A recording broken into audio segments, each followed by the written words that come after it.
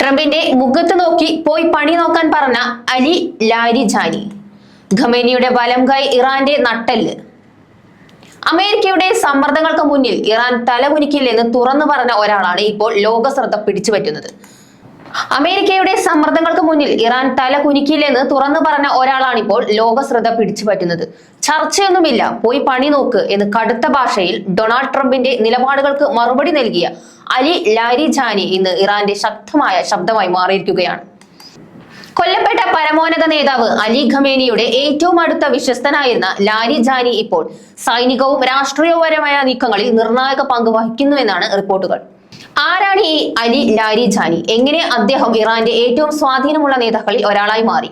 കൊല്ലപ്പെട്ട പരമോന്നത നേതാവ് ആയത്തുള്ള അലി ഖമേനിയുടെ ഏറ്റവും അടുത്ത വിശ്വസ്തനും ഉപദേശകനുമായിരുന്ന ലാരിജാനി വെറുമൊരു രാഷ്ട്രീയക്കാരനല്ല. ജർമ്മൻ തത്വചിന്തകനായ ഇമാനുവൽ കാന്തിനെ കുറിച്ച്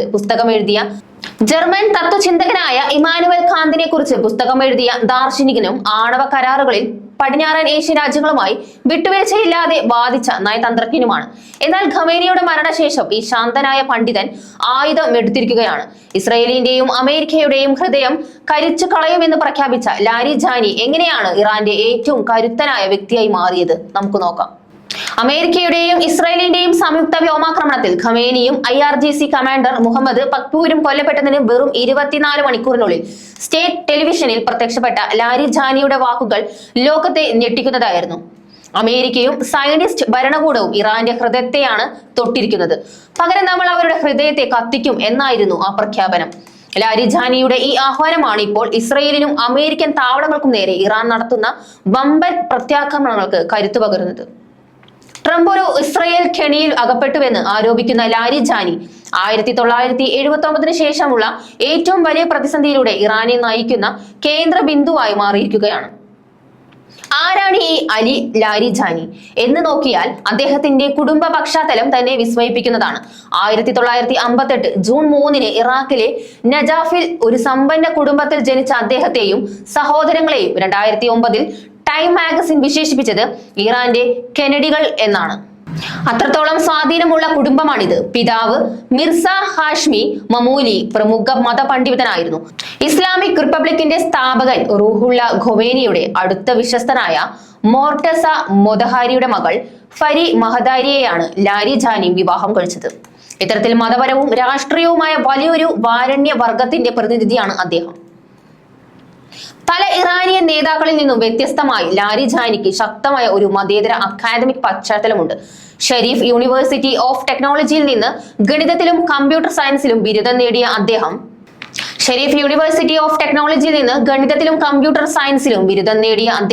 പിന്നീട് ടെഹ്റാൻ യൂണിവേഴ്സിറ്റിയിൽ നിന്ന് പാശ്ചാത്യ തത്വചിന്തയിൽ ബിരുദാനന്തര ബിരുദവും ഡോക്ടറേറ്റും നേടി. 1980കളുടെ തുടക്കത്തിൽ IRGCയിൽ ചേർന്നുകൊണ്ടാണ് അദ്ദേഹം തന്റെ ഔദ്യോഗിക ജീവിതം ആരംഭിച്ചത്. സാംസ്കാരിക മന്ത്രിയായും സ്റ്റേറ്റ് ടിവിയുടെ തലവനായും പ്രവർത്തിച്ചിട്ടുള്ള ലാരിജാനി തുടർച്ചയായി 3 തവണ പാർലമെന്റ് സ്പീക്കറായും സേവനമനുഷ്ഠിച്ചിട്ടുണ്ട്. ഇറാന്റെ ആഭ്യന്തര വിദേശ നയങ്ങൾ രൂപപ്പെടുന്നതിൽ അദ്ദേഹത്തിനുള്ള പങ്ക് നിർണായകമാണ്. 2025 ഓഗസ്റ്റിൽ ഇറാൻ പ്രസിഡന്റായി മസൂദ് പെസ്കിയൻ തിരഞ്ഞെടുക്കപ്പെട്ടപ്പോൾ സുപ്രീം നാഷണൽ സെക്യൂരിറ്റി കൗൺസിലിന്റെ സെക്രട്ടറിയായി ലാരിജാനിയെ നിയമിച്ചത് അദ്ദേഹത്തിന്റെ പ്രാധാന്യം വ്യക്തമാക്കുന്നു. സമാധാന ചർച്ചകളിൽ വിശ്വസിച്ചിരുന്ന പ്രായോഗികവാദിയായിരുന്ന ലാരിജാനി അമേരിക്കയുടെ ചതി തിരിച്ചറിഞ്ഞതോടെയാണ് കടുത്ത നിലപാടുകളിലേക്ക് മാറിയത്. 2025 ഒക്ടോബറിൽ അന്താരാഷ്ട്ര ആണവോർജ ഏജൻസിയുമായുള്ള കരാറുകൾ അദ്ദേഹം റദ്ദാക്കി.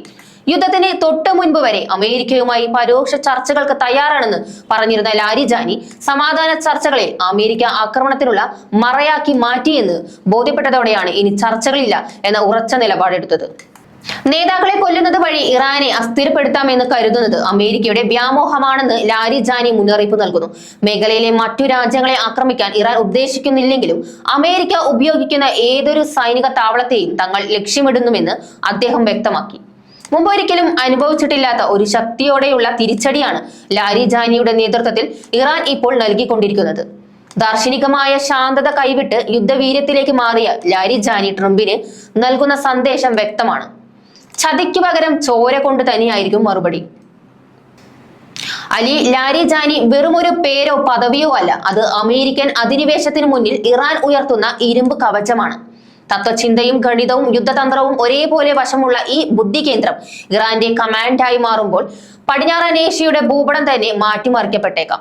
ട്രംപിന്റെ ഭീഷണികൾക്ക് മുന്നിൽ പതറാതെ ഹൃദയം കരിച്ചു കളയുമെന്ന് പ്രഖ്യാപിച്ച ലാരിജാനി ലോകത്തിന് നൽകുന്ന സന്ദേശം വ്യക്തമാണ്. സ്വാതന്ത്ര്യത്തിന് വേണ്ടി ഏതറ്റം വരെയും പോകാൻ തയ്യാറുള്ള ഒരു ജനതയെ ആയുധങ്ങൾ കൊണ്ട് തോൽപ്പിക്കാനാവില്ല.